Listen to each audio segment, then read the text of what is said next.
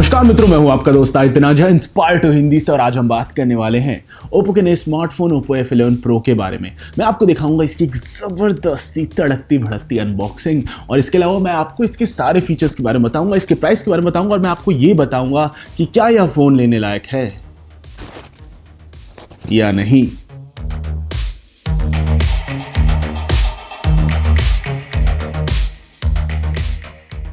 तो दोस्तों, सबसे पहले शुरुआत करते हैं इस फोन की एक अनबॉक्सिंग के साथ। इसके बॉक्स के अंदर हमको मिलता है इसका हैंडसेट, चार्जर, ईयरफोन्स मिलते हैं, एक यूएसबी केबल मिलती है इसके लिए, USB Type A to micro USB cable है, सिम इजेक्टर टूल मिलता है, अंदर safety guide, quick start guide वगैरह वगैरह मिलता है, और इसके लिए एक प्रोटेक्टिव हार्ड केस मिलता है, और उसमें गैप दे रखा ऊपर ताकि आपका जो पॉपअप स्टाइल कैमरा है वो निकल सके। और इसके अलावा ये जो कवर है ये ब्लैक रंग का है, तो मतलब समय के साथ पीला तो नहीं होगा, पर जो फोन का मस्त सा डिजाइन है उसको छुपा देता है। और इसके अलावा अंदर जो ईयरफोन्स मिलते हैं वो एप्पल के ईयरपॉड स्टाइल ईयरफोन्स हैं। और आइए अब इस फोन के डिजाइन और बिल्ड के बारे में बात करते हैं। तो ये जो फोन है 190 ग्राम्स इसका वजन है, 7.61 सेंटीमीटर्स ये थिक है, मतलब थिक क्या बोले, थिन ही है काफी हद तक। और 190 ग्राम्स वेट होने की वजह से काफी हद तक ये हल्का सा हाथ पे भारी सा लगता है यह फोन। और इसके अलावा अगर इस फोन को ध्यान से देखा जाए तो इस पर बॉटम पे micro USB port, speaker grill, microphone, 3.5mm jack दे रखा है, और power button right hand side पे है, और वॉल्यूम रॉकर जो है उसका लेफ्ट हैंड साइड पे है।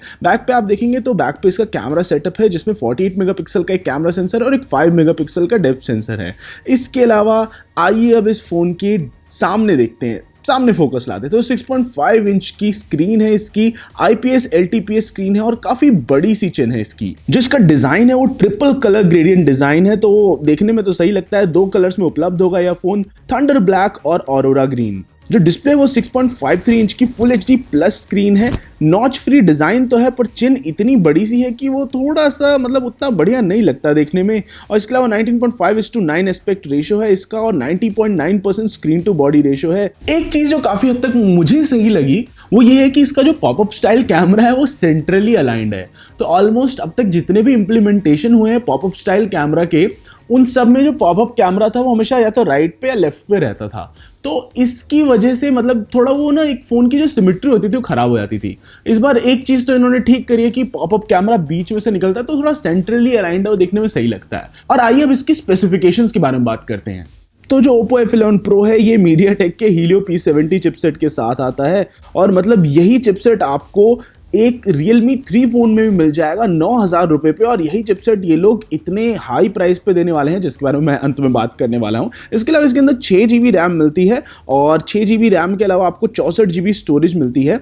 और अन्य चीज़ों की बात की जाए तो इसमें वो सारे सेंसर्स मौजूद है जो कि एक अच्छे एक्सपीरियंस के लिए रिक्वायर्ड होते हैं। और इन्होंने कुछ कुछ चीज़ें मतलब जैसे कि आपका USB OTG हो गया और भी छोटी मोटी चीज़ें होगी वो सब इसमें सपोर्टेड हैं। अगर इसकी बैटरी कैपेसिटी की बात की जाए तो ये 4000 mAh की बैटरी के साथ आ जाए जो ठीक ठाक टिक जाएगी। और जो बैटरी है वो WOOC 3 फ्लैश चार्जिंग टेक्नोलॉजी को सपोर्ट करती है, यानी कि जो आपको बॉक्स के अंदर चार्जर मिलता है वो फास्ट चार्जर है, वो जल्दी चार्ज कर देगा इसको। अगर हम इसके बेंचमार्क स्कोर और परफॉर्मेंस के बारे में बात करें तो AnTuTu बेंचमार्क पे करीब करीब ये 1.5 लाख के करीब इसका स्कोर आ रहा था। और बात कुछ ऐसी है कि Helio P70 को हम अब तक इतने सारे फोन्स में देख चुके हैं, और Oppo तो मतलब ये वाला चिपसेट कितने सारे फोन्स में यूज कर चुका है।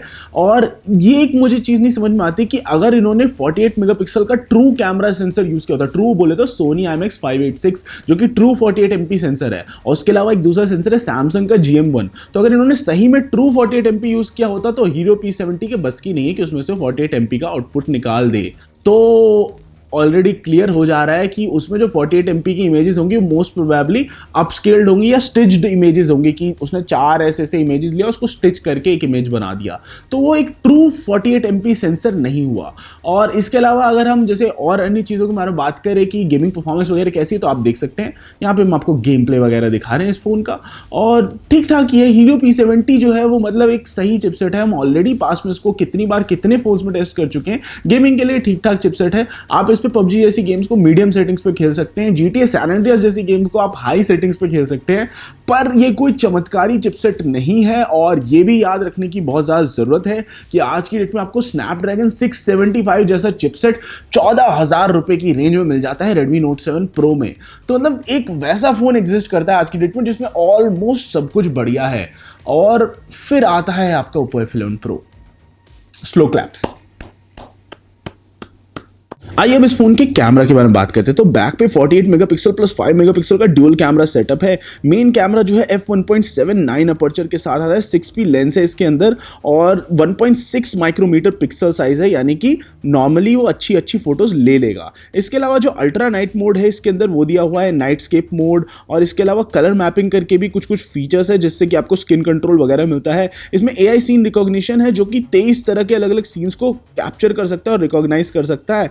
और ओवरऑल मतलब कैमरा का जो ओप्पो का एक हमेशा से ट्रेडमार्क रहा है कि पंची कलर्स होते हैं, काफ़ी हद तक कॉन्ट्रास्ट वगैरह सही होता है, वो यहाँ पे भी देखने को मिलता है इनकी इमेजेस में। और जैसे कि वीडियो क्वालिटी वगैरह वो आप देख सकते हैं। पर एक बात बुरी ये लगी कि इतने मतलब एक हाई प्राइस्ड फोन में अभी तक इसमें 4K वीडियो रिकॉर्डिंग का ऑप्शन है ही नहीं। इसके अंदर सिर्फ 1080p वीडियो रिकॉर्डिंग है, फ्रंट में भी और बैक पे भी। अगर सॉफ्टवेयर एक्सपीरियंस की बात की जाए तो यह फोन जो है ColorOS 6 के साथ आता है, Android 9 Pie वाला, जो कि अभी हमने Realme 3 में देखा था। सेम वही एक्सपीरियंस यहाँ पे भी। अगर आप ड्रॉप डाउन करेंगे तो नोटिफिकेशन बार वगैरह और बाकी सारी जो चीज़ें आइकन्स वगैरह वो काफ़ी हद तक चेंज हो चुके हैं। और ColorOS 6 के साथ थोड़ा सा कोशिश करिए स्टॉक एंड्रॉयड की तरफ जाने की। अभी भी ऑलमोस्ट लाइक आइकन्स वगैरह तो वैसे ही हैं ColorOS वाले। और उसके अलावा अगर अन्य चीज़ों की बात की जाए कि मतलब क्या और ज़्यादा इंप्रूवमेंट्स आए, तो ओप्पो का एक ओप्पो गेम स्पेस करके होता है जिसको Realme वाले Realme गेम स्पेस बोलते हैं। ऑलमोस्ट है तो ओप्पो की कंपनी, तो वो चीज़ अभी भी यहाँ पे मौजूद है। कुछ कुछ और छोटी मोटी इन्हांसमेंट्स होती है ओप्पो की, वो अभी भी इस फोन में देखने को मिलती है। फोन का चिन काफी बड़ा सा है और मतलब एक जैसे कंपेलिंग प्राइस फैक्टर जो होता है वो इसमें नहीं है। इस फोन का मोस्ट प्रोबेबली प्राइस होगा 24 से 27 हज़ार के बीच में, और इस प्राइस पे ये फोन रिकमेंड करना बहुत मुश्किल है आज की डेट में, बिकॉज आज की डेट में बहुत सारे अन्य ज़बरदस्त फोन्स अवेलेबल हैं। आपके पास है Redmi Note 7 Pro। अगर हम वैसे ही और अन्य चीज़ों के बारे में बात करें तो आपको अगर ऐसे ही मतलब फुल स्क्रीन डिस्प्ले चाहिए जिसमें चिन भी कम हो, तो आप Vivo का जो अभी नया V15 Pro लॉन्च हुआ है वो भी ले सकते हो यार। उसमें भी पॉपअप कैमरा, उसमें 32 मेगापिक्सल का पॉपअप सेल्फी कैमरा, और बैक पे भी उस पर भी 48 MP का सेंसर है, और उसमें तो Snapdragon 675 भी है। तो अगर मतलब टोटल स्कोर्स की बात की जाए और हर एक चीज को ध्यान में रखा जाए, तो अगर आपको ज्यादा अच्छी सेल्फी वाला ही फोन लेना तो आप Vivo वाला फोन ले सकते हैं। और वहीं अगर आप एक पूरा ओवरऑल जबरदस्त पैकेज लेंगे तो आप आंख मूंद के Redmi Note 7 Pro लेंगे, आप ये फोन नहीं लेंगे। तो इस टाइम पे ये प्रोडक्ट काफी हद तक मेरे हिसाब से लेट है मार्केट के लिए। और वैसे ये प्रोडक्ट बहुत सही है, देखने में ठीक ठाक सुंदर सा है, लेकिन जो बैक की डिजाइन है वो भी प्लास्टिक ही सी है, और भी कई जगहों पे छोटे मोटे कॉम्प्रोमाइज है। 3.5mm जैक इसमें अभी भी है, माइक्रो USB पोर्ट है, USB Type-C नहीं है इस प्राइस रेंज में। इसका जो फ्रंट कैमरा वो 16 मेगापिक्सल का है, और ओप्पो के खुद के ही फोन्स के पुराने फोन्स के मुकाबले इसकी सेल्फी कैमरा का जो मेगापिक्सल काउंट है वो कम है। मतलब खुद ही इन्होंने डाउनग्रेड कर दिया। और इनका तो ओप्पो K1 भी इससे एक सस्ता फ़ोन था जिसमें इससे बेटर सेल्फी कैमरा था। तो स्ट्रैटेजी जो है यहाँ पे मेरे को समझ में नहीं आ रही है।